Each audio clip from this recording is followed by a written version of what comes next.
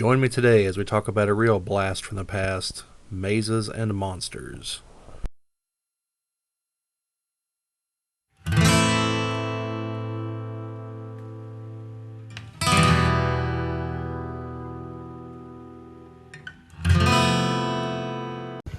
Welcome back to those of you who've been here to the channel before. Welcome to those of you who are new to the channel. This is going to, depending on editing, this will probably be the first in a different line here for the channel, which I always seem to frequently introduce new ideas. But this one is not going to be in place of what we're already doing, because I do love the long form where you get to sit down and just ramble endlessly about things, and apparently some of you folks enjoy that too, so I'm glad. I just hope that I can work out all the little issues to allow the whole of our group here, the geek cabal, if you will, to actually be together to have a discussion on some of these things. So in lieu of that, this is going to be kind of a spin-off of the conceptually speaking series, where we just kind of talk about certain concepts and ideas, only it's primarily going to be me. I think Brad's probably going to be trying some of these too, and depending on Chad's situation, hopefully I can get him going too. So I don't know if I'm going to put these under a different header or not, but these are essentially going to be more short form, just kind of our thoughts on matters or topics we find interesting, or thoughts on a movie we saw recently, or whatever. Okay, it's going to kind of be a potluck kind of deal. I hate to just call it random thoughts, and Jack Handy already took deep thoughts, so plus I'm going to be totally frank, I don't know how deep all these are going to get. Now some of them, we could be tunneling to the center of the earth. Some others, it might be a shovelful or two, and it might not be dirt. So, fair warning. So, yeah, and this is kind of in response, I'm going to be totally upfront. This is in response to what seems to kind of work for other channels, plus there's other things we do want to talk about that just don't really fit the mold of what we're doing. And even though everything says focus on one thing and do it well, screw that. There's three of us, we've got different interests, our interests drift into different areas, and those other interests inform these interests, and it's all connected. If you guys don't want to watch it, I can't make you watch it, and I wouldn't if I could.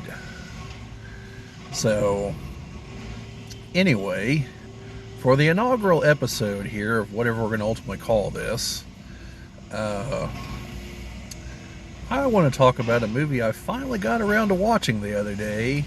Heard all kinds of things about it, and I'm sure you D&D fans out there have as well. And that movie was Mazes and Monsters. Now, if you haven't heard of this movie, this is essentially this is a movie from the early 80s starring Tom Hanks. Yes, that Tom Hanks,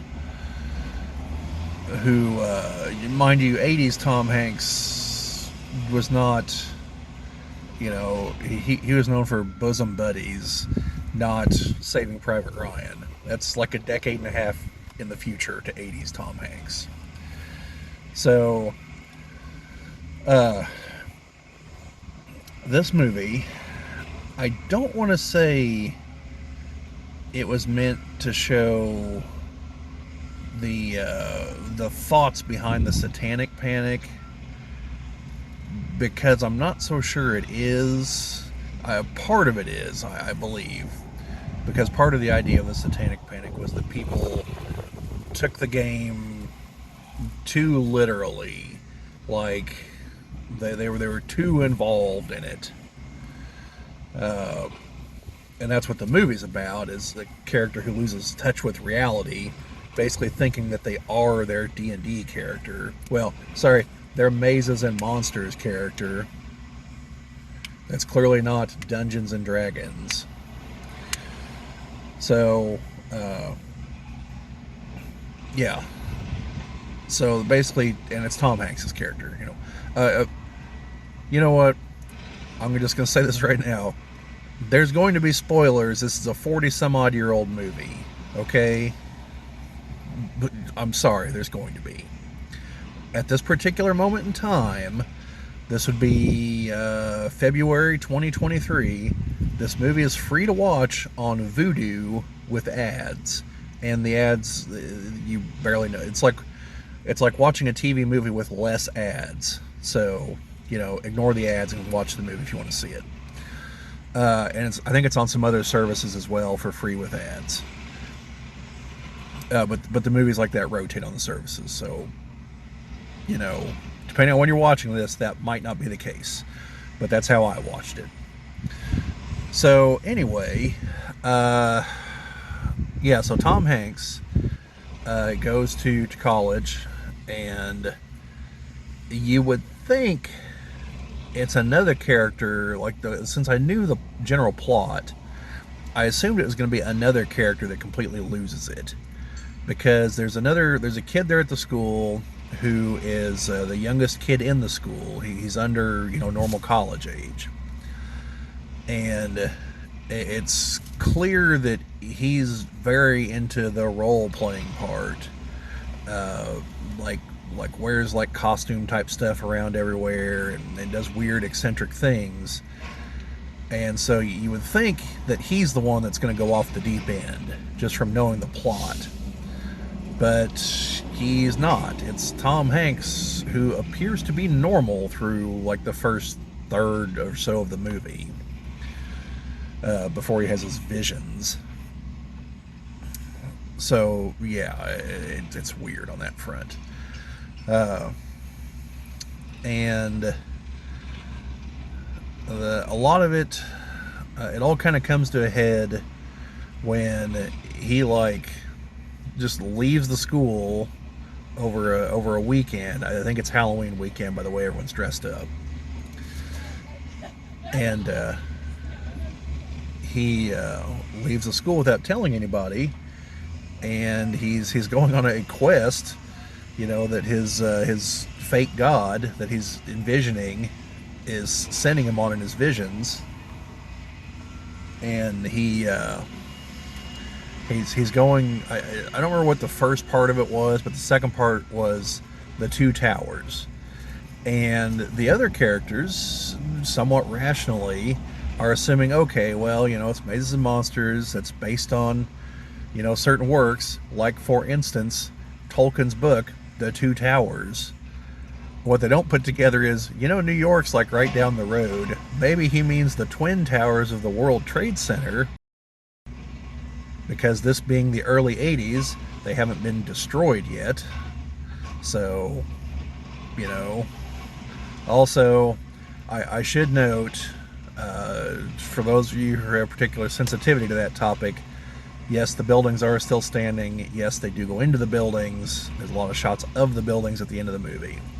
So I don't normally put little trigger warnings like that, but, that was a major traumatic event for a lot of people. So, it'd be kind of like if the movie Titanic came out a few years after the Titanic sank, you'd want to put some kind of comments like that in front of movies just to warn people, because it touches on the subject matter. Obviously, this movie doesn't show the towers being destroyed. We're going too far down this tangent.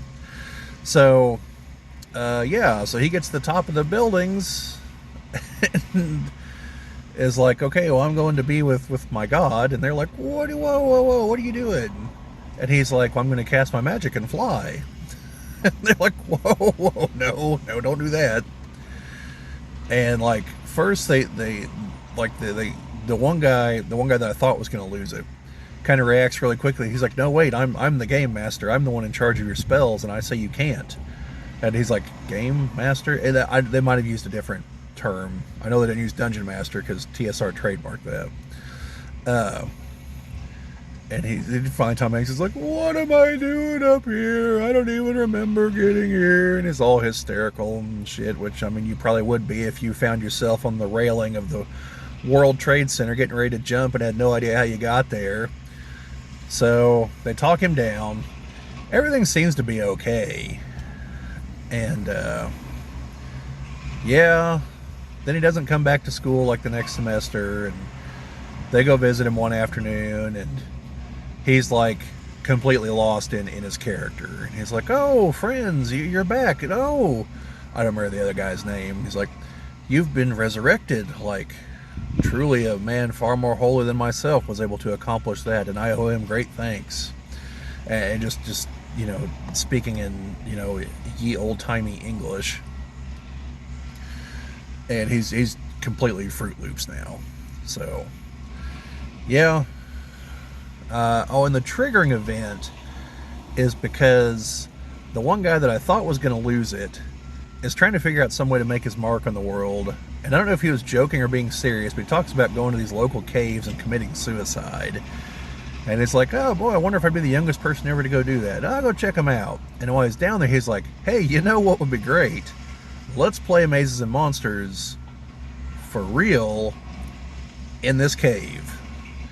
And so he gets like a bunch of props in there set up and everything. And as he's leading them through the windy cave, there comes a point where he's able to get far enough ahead of them to just kind of disappear. And they're like, whoa, where'd you go? And he's like, I'm the game master now. You know, an echoing voice. Now, what do you do? And like, well, what do you mean? Like, well, there's a cave in front of you. What do you do? And so they go exploring. And then they commit the cardinal sin and split the party. And Tom Hanks winds up off on his own. And the guy's like, you face, rolls the thing.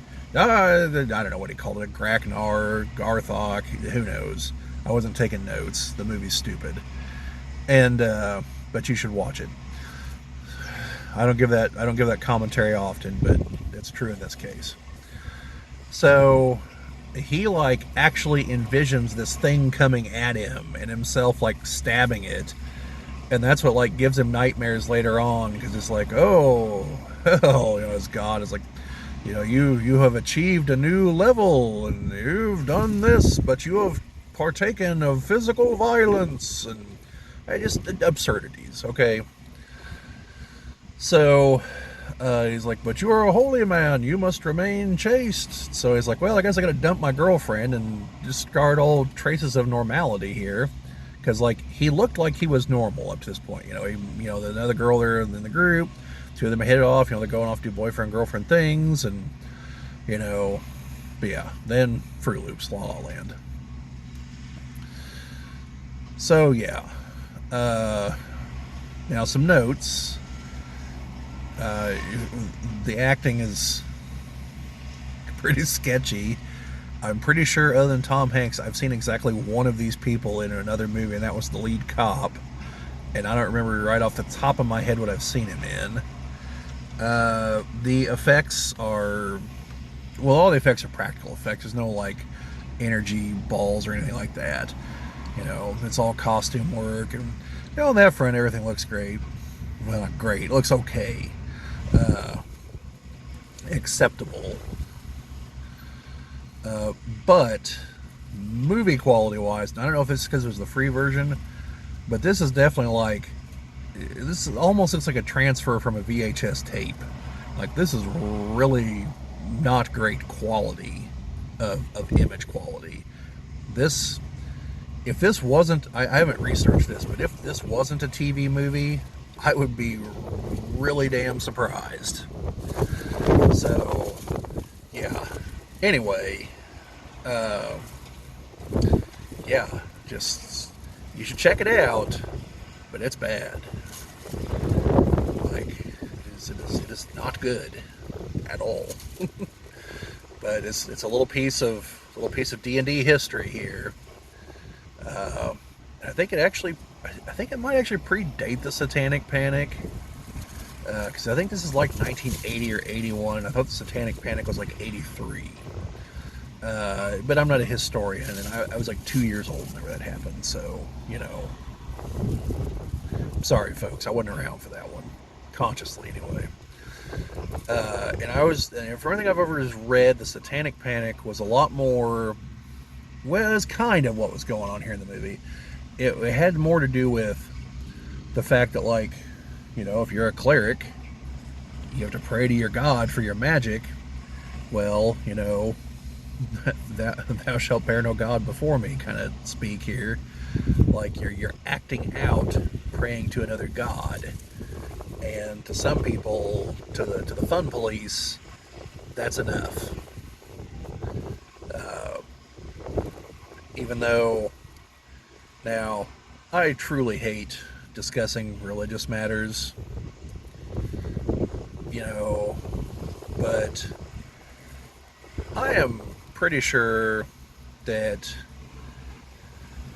God has a sense of humor. Like, there are things in this world that lead me to believe this, like the duck-billed platypus. And, like, you know, just certain intricacies of the way the world works. Like, I think he appreciates a good joke. And I think more importantly, I think he understands intent far better than some moral busybody ever will. So, while the moral busybody's over here saying, oh, clearly you're doing this and engaging in witchcraft, and oh, look out, you're going to sell your soul to Satan. I'm pretty sure God's sitting there thinking, oh, for my sake, just let it go. It's a damn game. They're clearly not selling their soul to the devil. And the devil's probably sitting there saying, man, I wish they were, but, you know, they're not. Like, that would have been a genius thing, but, you know, you kind of got to do it willingly. So, yeah, don't pin this one on me. By the way, moral busybody, probably seeing you soon. You know, like, so anyway, that's enough for the theological debate for today. And probably one of the only ones you're ever going to see on the channel here. So, and no offense to anyone that finds my impressions of either God or the devil or anyone in between insulting. Like, not meant to be. It's a joke. But anyway, and I only say that because I know religion's an important part of people's lives. A lot of other things I'm not going to apologize for joking about. So anyway, I'll get there eventually. Thank you folks for watching. We always appreciate likes, subscriptions, comments, all that stuff. You know, got to grow the channel, got to feed the algorithm. This is YouTube, you know, I got to hustle. We also have a Twitter account where you'll primarily be interacting with Brad, but that's where we talk about our upcoming videos, and it's just a different form of interacting with us. It might be better for like kind of long form written communication. I mean, up to whatever the limit for tweets is. I don't know, I don't tweet. But that might be better than the comments section for some things. But the comments section feed the algorithm, and the comments you're primarily dealing with me. I don't know, it depends on who you want to deal with and how you want to deal with us. Or don't. It's up to you. It's a free country. Well, this one is anyway. So they say. So anyway, folks, we'll catch you later.